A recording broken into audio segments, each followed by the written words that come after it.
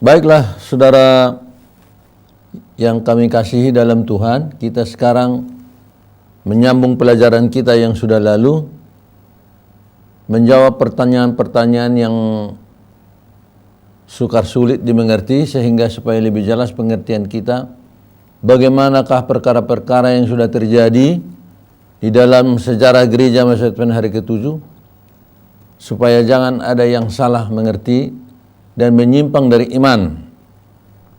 Berikut kini kita akan pelajari peristiwa yang lain terjadi di dalam sejarah gereja Masa Advent hari ke-7 pada mulanya.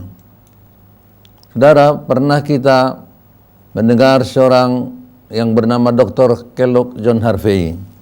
Beliau ini adalah seorang yang jenius dan dipercayakan untuk memimpin rumah sakit kita, percetakan kita di Battle Creek.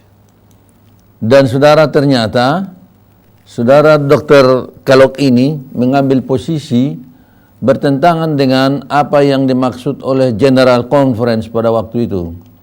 Sehingga tiba pada saat perubahan reorganisasi di gereja Masa Advent ke-7 pada tahun 1901. Dan kita dapati saudara, oleh karena saudara Kellogg ini tidak mau mendengar nasihat dari tulisan yang diilhamkan, yang disampaikan oleh Nyonya White, sehingga kita dapati dalam kutipan ini dikatakan, karena keras hati mereka di Battle Creek, dikatakan bahwa lebih toleransilah Tuhan kepada Tirus dan Sidon daripada Battle Creek. Karena Battle Creek ini sudah sama dengan Kapernaum, di mana Tuhan sudah membuat banyak kemurahan dan keajaiban, akan tetapi mereka mengeras hati. Sehingga dikatakan apa yang sudah diperbuat kepada Masa Advent hari ke-7, kalau sekiranya itu dibuat pada kota Sodom, maka saat ini Sodom masih akan tetap utuh, artinya tidak dibakar. Jadi saudara, itulah kekerasan hati umat Tuhan di Battle Creek pada waktu itu. Sehingga tulisan ini mengatakan di dalam letter 138, Sister White menuliskan, saya merasa jiwa saya ketakutan waktu saya melihat apa yang terjadi pada rumah percetakan kita. Percetakan dalam lembaga Tuhan telah mencetak teori-teori Romanisme dan misteri kejahatan lainnya yang merusak jiwa. Kantor itu harus dibersihkan dari hal-hal yang terlarang. Saya hampir takut membaca review, takut untuk melihat bahwa Allah akan membersihkan rumah percetakan itu dengan api. Karena saudara, ternyata di percetakan kita ini dicetak ajaran yang pernah kita kenal dengan pantheism, yang disusun oleh Dr. Kellogg ini bertentangan dengan iman kita. Jadi saudara lihat di sini, dan juga buku-buku yang terlarang akan dicetak, yang seharusnya buku-buku tersebut tidak harus dicetak karena merusak iman. Sehingga teguran itu menyatakan gereja kita di Battle Creek sudah seperti Kapernaum, di mana dikatakan Kapernaum ini telah diangkat Tuhan tinggi-tinggi melalui terang yang besar, dan hak-hak istimewa telah diberikan kepada mereka. If the like and privileges with which they had been blessed had been given to Sodom, sekiranya berkat dan terang yang sudah diberikan kepada Battle Creek diberikan kepada kota Sodom dan Gomora, maka kota Sodom itu masih tetap berdiri sampai sekarang. Jadi saudara, teguran itu kembali diamalkan lagi. Jika tidak ada reformasi di Battle Creek, maka akan terjadi bencana kepada rumah cetak kita, dan dunia akan melihat akhirnya percetakan tersebut. Oleh karena nasihat dari Tuhan tidak dihiraukan, tidak diperhatikan, apa yang terjadi saudara lihat? Lord permit two of our institution in Battle Creek to be consumed by fire, terbakar. Tuhan izinkan api menghanguskan lembaga kita yang di Battle Creek. oleh karena mereka tidak mau mendengar nasihat dan teguran dari Tuhan.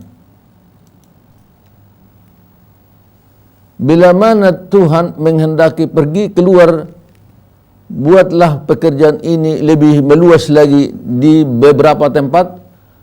Make new center in places where there is a need of light. Tuhan mau berpencar, jangan bertumpuk hanya di Battle Creek saja.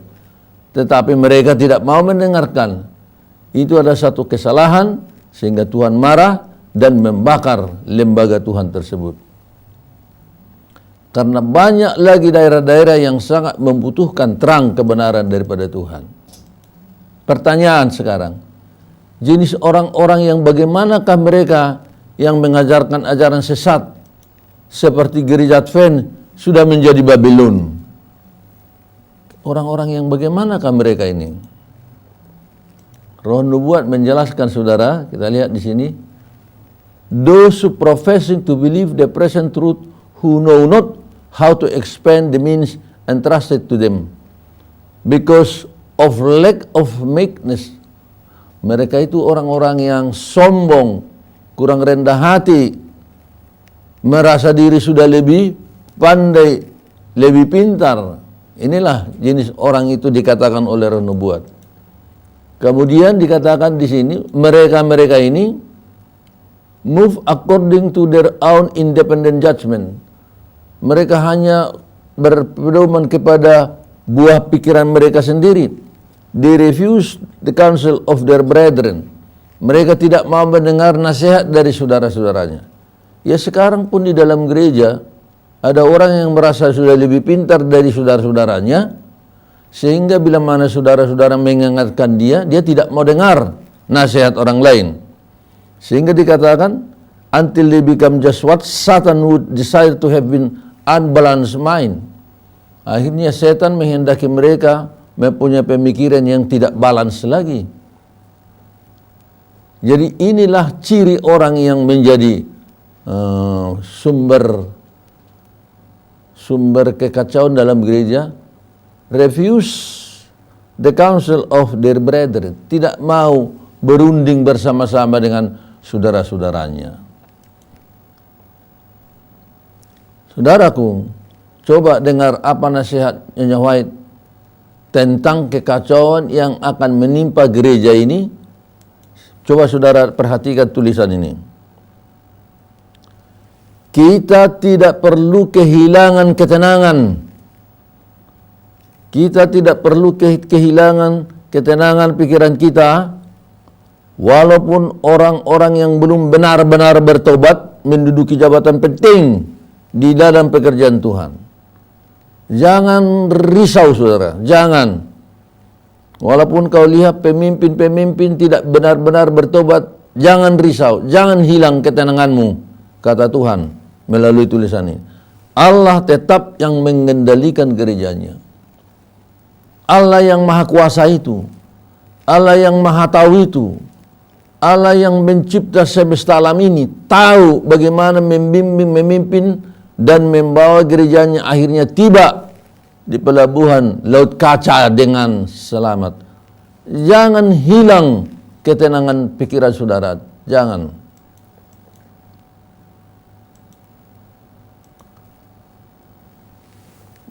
Selanjutnya Roh Nubuat mengatakan, mereka yang mengatakan mengabarkan satu pekabaran yang salah, yaitu denouncing the church as Babylon, mengatakan gereja sudah sama dengan Babylon. Mereka telah kehilangan kepercayaan mereka kepada Allah.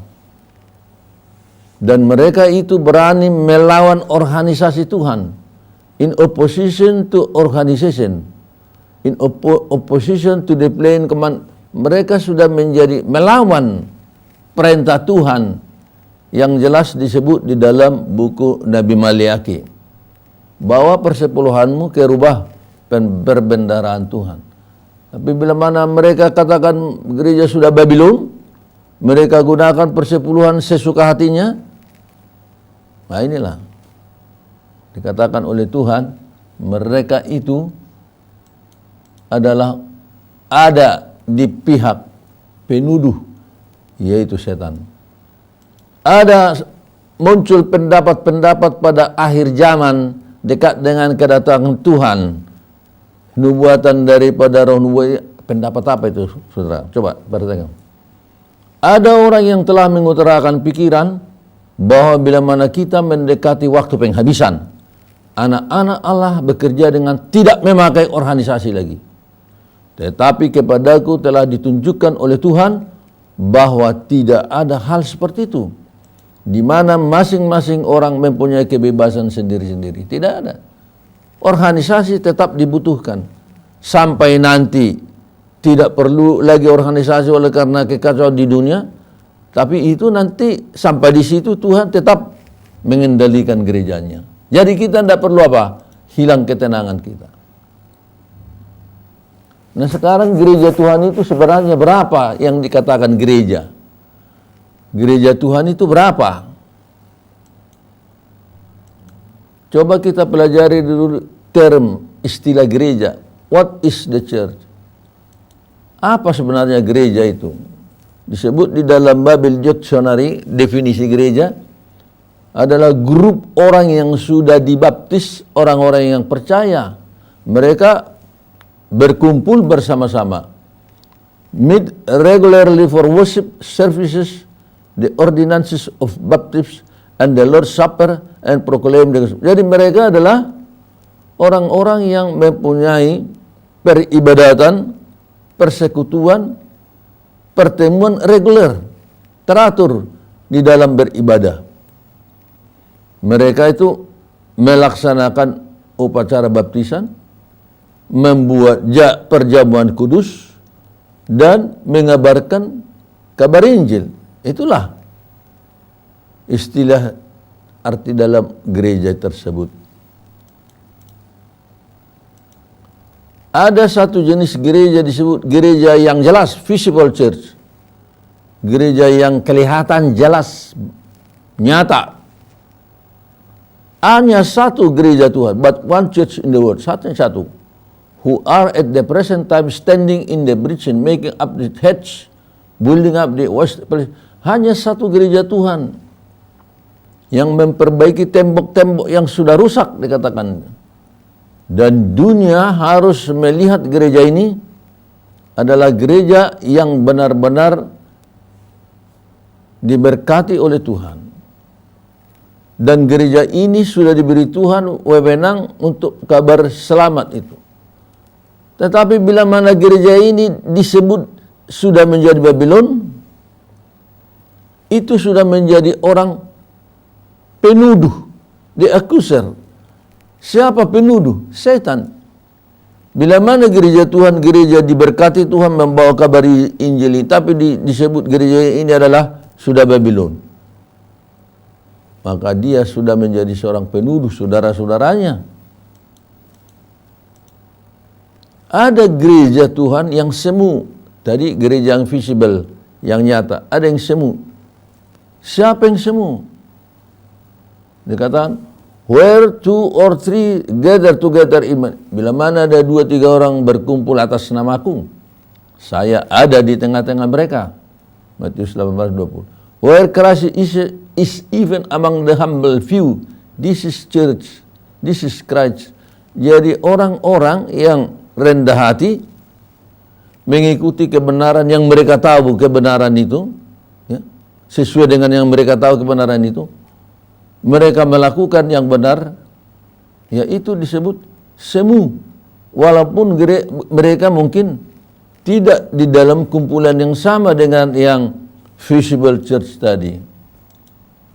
Jadi, dikatakan di sini, pertama kita membicarakan visible church yang dituliskan dalam 4 Testimonies halaman 16. Dan satu lagi ada gereja, the church militant is the church. Gereja yang militan ialah orang yang terus berdiri berjuang melawan kejahatan. Walaupun di mana mereka berada, artinya mungkin masih di gereja-gereja yang lain. Tetapi mereka disebut gereja yang militan. Militant church, gereja yang tetap berjuang perang terhadap kejahatan dan dosa. Walaupun mereka mungkin masih berada di luar kandang. Namun mereka dianggap gereja Tuhan, tapi bukan di dalam naungan atau gereja Masjid Advent hari ke-7. Itulah yang disebutkan gereja yang semu. Tetapi Tuhan mau dengan orang-orang yang sudah percaya, Kristus menghendaki supaya pengikut-pengikutnya berhimpun bersama-sama dalam satu sidang. Dan sidang itu harus memelihara tata tertib, mempunyai peraturan-peraturan, dan ada disiplin. Nah, itu Tuhan mau. Dan ini adalah sudah dibangun, dibentuk, dipelihara oleh Tuhan sendiri. Dikatakan gereja Tuhan di dunia ini not perfect, tidak sempurna. Bila mana orang beranggapan bahwa gereja Tuhan itu harus sempurna, dikatakan di sini, dia bisa kecewa. Seseorang yang mengatakan bahwa gereja Tuhan itu sempurna, itu salah. And our zeal will not be successful in making the church militant as poor as the church triumphant. Jadi kita tidak boleh dan tidak akan berhasil membuat gereja itu sempurna. Tuhan sendiri yang menyempurnakan gereja itu.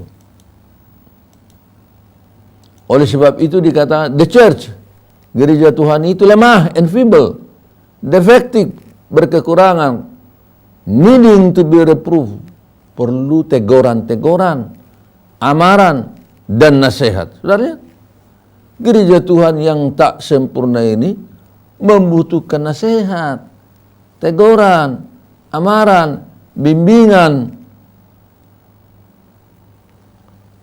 Walaupun gereja ini tidak sempurna, dikatakan is the only object upon earth upon which Christ bestows his supreme regard. Walaupun gereja ini tak sempurna, tapi adalah sasaran perhatian yang terutama dari Tuhan di atas seluruh dunia ini. His supreme regard sangat diperhatikan oleh Tuhan. Dan dikatakan di dalam gereja ini ada lalang dan gandum. Banyak orang berusaha bagaimana mencabut lalang-lalang ini. Di sini dikatakan tares will appear among the wheat, but it would do more harm to weed out the tares. Tapi kalau dicabut lalang itu, terjadi apa? Terjadi bahaya dan kesukaran. Jadi lalang itu tidak ada diberikan Tuhan kepada kita kuasa kesempatan mencabut lalang, tidak. It is the God's appointed way, hanya dengan cara Tuhan saja.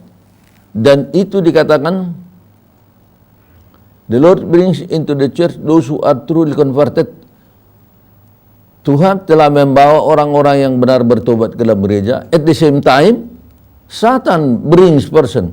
Setan membawa orang-orang yang tidak benar-benar bertobat ke dalam gereja. Jadi kita dapati ada dua pengaruh di dalam gereja.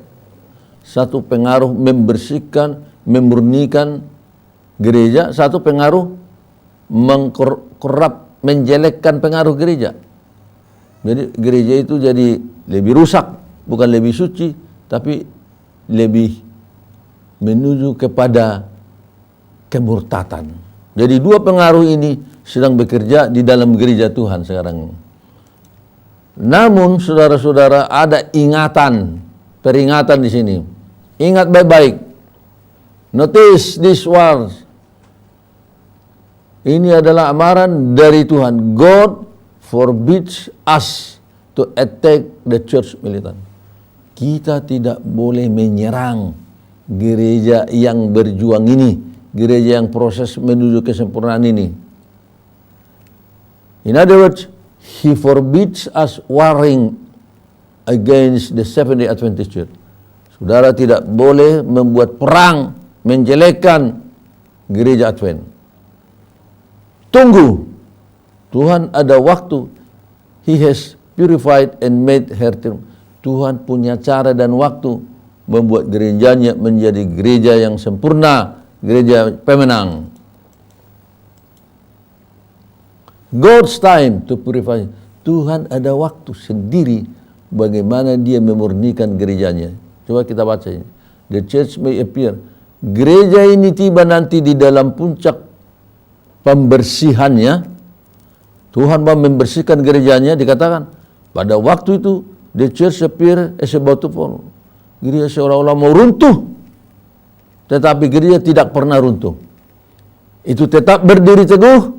Sementara orang-orang berdosa di Sion ditampi, disaring. Karena sekam akan dipisahkan dari gandum. Saudara-saudara, ini satu peristiwa yang dahsyat, luar biasa. Tapi harus terjadi. Tuhan sendiri yang membersihkan. Jadi kalau saudara lihat gereja itu sekarang banyak kekurangan, kelemahan. Memang sudah dinubuatkan begitu. Tapi ingat, Tuhan satu saat dia membersihkan gereja itu dengan membuat pengguncangan yang dahsyat. Kita akan pelajari 10 jenis orang akan terguncang dari jemaat, 10 jenis. Dan yang tinggal tetap setia di Sion,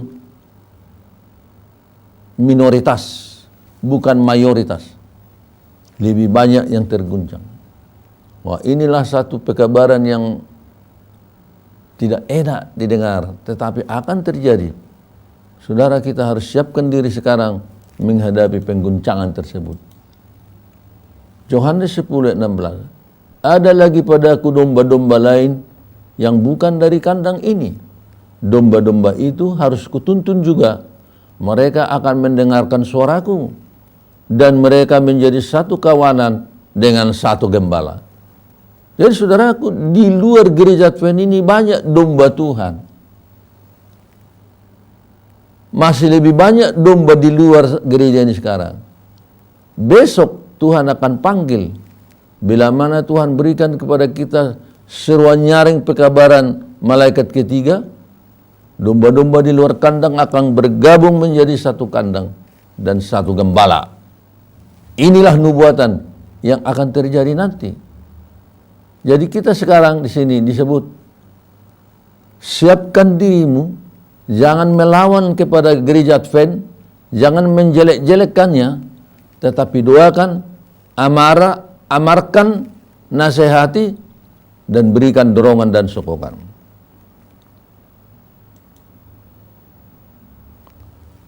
The light will shine and all who are harnessed. Nah, ini satu nubuatan ini. Bila mana terang kebenaran Tuhan bercahaya lebih jelas, maka banyak orang-orang yang benar dan jujur tinggal di gereja-gereja yang jatuh sekarang. Artinya di gereja-gereja di luar gereja Tuhan. Mungkin saja mereka banyak di luar gereja ini, gereja Katolik, gereja Protestan, dan di kepercayaan yang lain. Dikatakan di sini, will leave the fallen churches and take their stand with the remnant.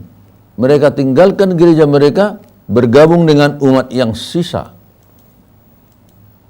Nah, dikatakan, among the Catholic Church, there are many who are most conscious. Di tengah-tengah gereja Katolik sendiri, banyak umat Tuhan di sana.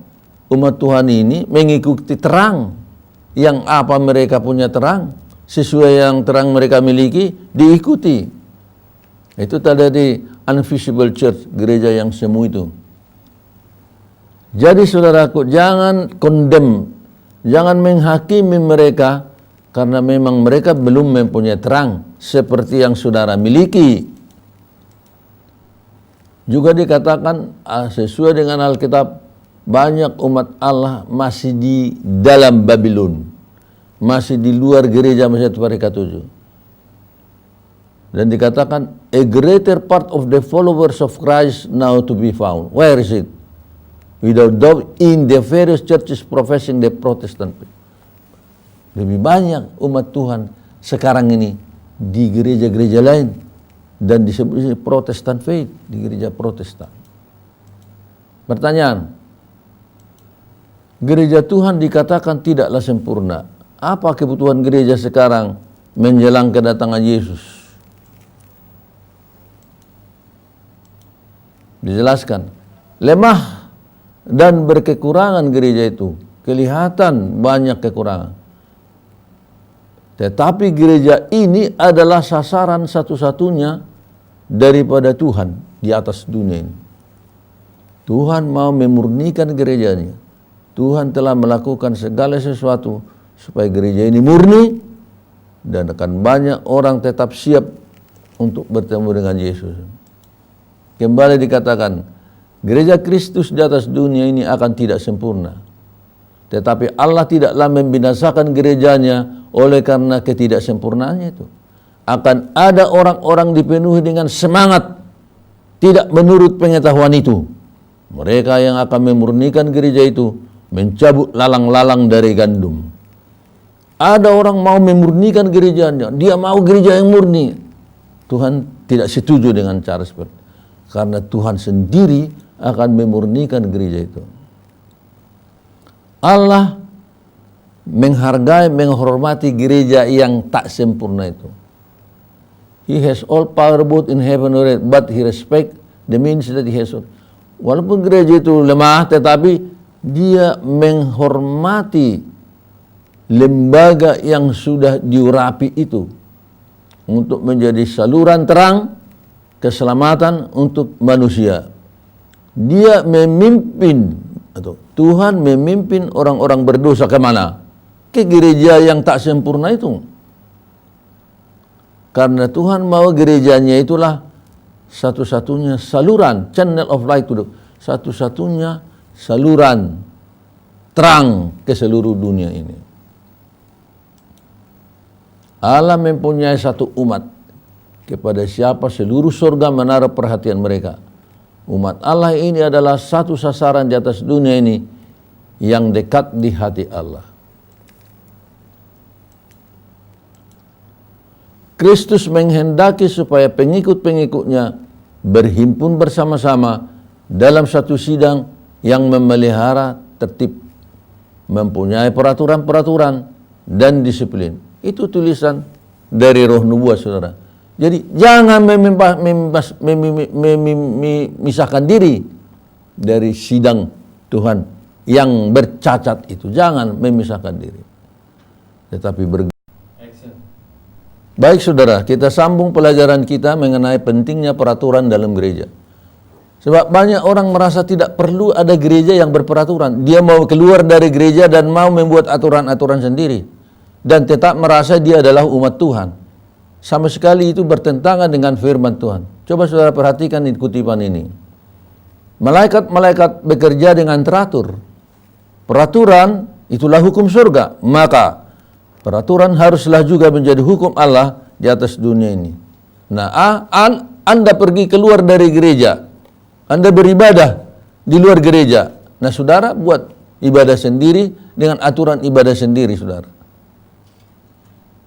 Jadi kalau Anda memenangkan orang dibaptis, Anda baptis sendiri. Anda sekarang mau melakukan perjamuan kudus, Anda melakukan perjamuan kudus sendiri. Ini benar. Itu harus dilakukan di dalam gereja Tuhan yang sudah diatur, mempunyai tata tertib dan peraturan, dan itu pun adalah ilham daripada Tuhan. Banyak pekabaran-pekabaran yang salah yang kita ini nubuatan, saudara. Ini nubuat. Coba perhatikan ini. Dalam selebaran diterbitkan oleh saudara S. ini Stanton ini dan rekan-rekannya menuduh gereja Allah sudah menjadi Babylon dan mendesak diadakannya suatu pemisahan dengan gereja itu. Inilah suatu pekerjaan yang tidak terpuji maupun tidak benar. Mereka menggunakan nama dan tulisan saya guna menyokong suatu pekerjaan yang tidak saya setujui. Itu tulisan dari Sister White. Jadi dengan adanya kekecewaan terhadap para pemimpin yang sudah dimulai dengan rapat Minneapolis tahun 1888 itu, mereka menjadi merasa percaya diri, merasa lebih pintar dari saudara-saudaranya, sehingga mereka tidak mau lagi mendengar nasihat teguran dari saudara-saudara yang lain. Nah, inilah penyebabnya mereka berani mengajarkan ajaran yang bertentangan dan berani juga melawan nasihat dari tulisan Roh Nubuat tersebut. orang yang selalu menjelekkan dan menuduh saudara-saudaranya, itu dikatakan mereka mengatakan bahwa gereja Masjid Advent Hari ke-7 adalah Babylon. Mereka telah berdiri bersama dia adalah penuduh segala saudara yang menuduh mereka di hadapan Allah siang dan malam, yaitu setan. Saudara, tegas diikuti. Siapa mengatakan gereja Advent ini sudah jadi Babylon? Ya penuduh. Mereka di pihak setan. Tegas. Saudara katakan Masjid Advent ke-7 banyak kekurangan. Benar, banyak kesalahan.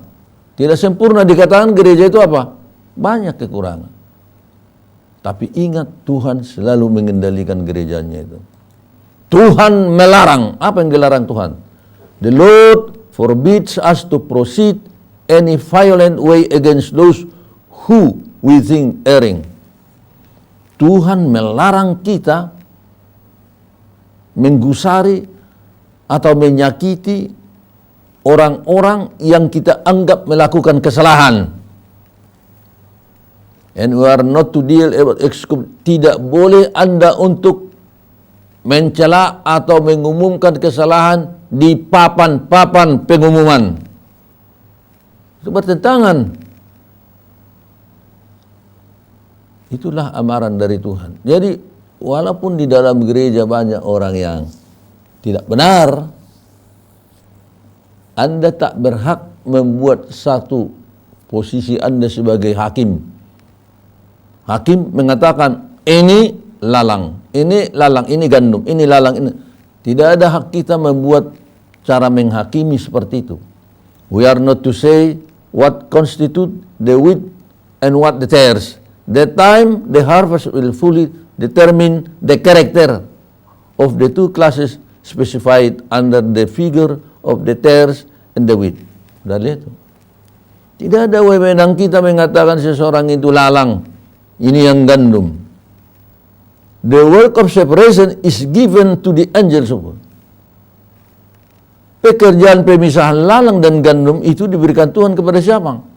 Kepada malaikatnya. Anda tak berhak. Tidak diberi wewenang di tangan siapapun Anda sebagai manusia. Akan bermunculan guru-guru palsu. Guru-guru palsu ini kelihatannya sangat jilus, sangat semangat untuk melakukan pekerjaan Tuhan. Tetapi mereka membawa ajaran yang salah. Mereka mencampur yang salah dengan yang benar. Itu merupakan satu apa? Penipuan. Sehingga banyak orang sesat. Jadi orang-orang ini kelihatannya mau melakukan yang bagus buat gerejanya. Sangat concern, sangat memperhatikan pekerjaan Tuhan. Tapi mereka mencampurkan yang benar dan yang salah. Orang-orang atau guru-guru palsu ini bukan orang jahat. Not because they are bad, bukan orang jahat. Tapi mereka guru palsu. Ajarannya yang sesat. Bukan orang jahat mereka dikatakan, bukan orang jahat. Tapi mereka mengajarkan yang salah. Orang-orang seperti ini kita harus apa? Kita harus tangkis, kita harus jaga jemaatnya supaya jangan kena dari ajaran yang sesat. Saudara, akan bermunculan lagi grup-grup yang lain. Ini nubuatan. Jadi kalau sekarang sudah ada yang muncul, masih akan ada lagi yang muncul. Some who have no established faith, who are not subject to the body. Akan muncul orang-orang yang tidak mau tunduk kepada gereja. Ya. Not subject to the body. Tidak tunduk kepada gereja sebagai tubuh Kristus. Tetapi mereka hanyut seperti orang-orang yang tidak mempunyai sauh, tempat berhenti. Hanyut terus. Dan mereka terlibat dengan angin-angin doktrin yang berbeda. Saudara, akan masih ada lagi, ini nubuatan. Some rejoice and exult that they have the gift. Akan muncul orang-orang yang semangat, gembira karena mereka mempunyai karunia. Karunia apa ini? Karunia memperoleh terang yang harus dibagikan. Karena mereka mempunyai keistimewaan memiliki terang itu. Dan mereka beranggapan mereka mempunyai keistimewaan seperti itu. Tetapi mereka ingin kebebasan. Nah ini disebut full religious liberty, independent of the others. Jadi dia tidak mau ditegur, dipimpin atau nasihat orang lain. Dia mau bebas sendiri. Pokoknya saya ajarkan salah, tanggung jawab saya kepada Tuhan. Tanggung jawab saya kepada Tuhan. Tidak bisa. Kepada Tuhan saja, tapi sudah rusak gereja. Sudah banyak yang murtad, dikatakan ini adalah penipuan. Namun mereka mengatakan kami mempunyai terang khusus daripada Tuhan. Tetapi mereka tidak mau dinasehati. Saudaraku, inilah nubuatan yang sudah dan yang akan terjadi lagi. Another more still arouse. Masih akan lebih banyak lagi bermuncul. Marilah kita siapkan diri kita untuk hal-hal seperti ini. Dan pelajaran ini kita akan sambung lagi. Baik, saudara, terima kasih.